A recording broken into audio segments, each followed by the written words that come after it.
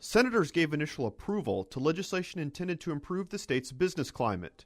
Senate Bill 45 aims to clarify state law regarding arbitration agreements between employers and at-will employees. The goal of the legislation is to make it easier for employers and employees to settle employment disputes through arbitration rather than a long, drawn-out court process. The proposal still needs to receive another round of approval before moving to the Missouri House of Representatives for consideration. The Missouri Senate third read and passed legislation intended to protect healthcare providers from frivolous lawsuits.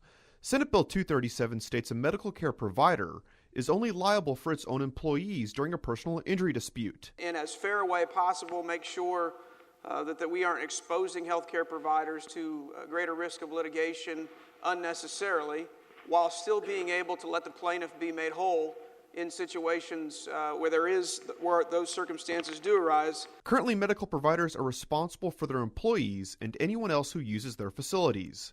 However, several lawmakers voiced opposition to the proposal.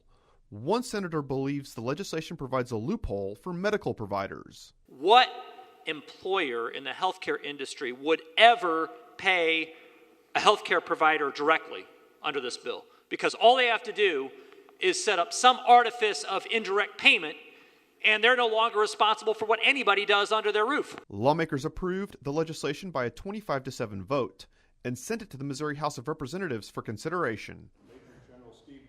Tuesday marked the 4th annual Missouri Military Appreciation Day. Lawmakers from the Missouri House and Senate held a joint committee hearing to discuss the role the military plays in the state. Military leaders from across the state joined lawmakers in the House lounge to answer questions and discuss their missions in Missouri. Reporting from the state capitol, I'm Jonathan Lorenz.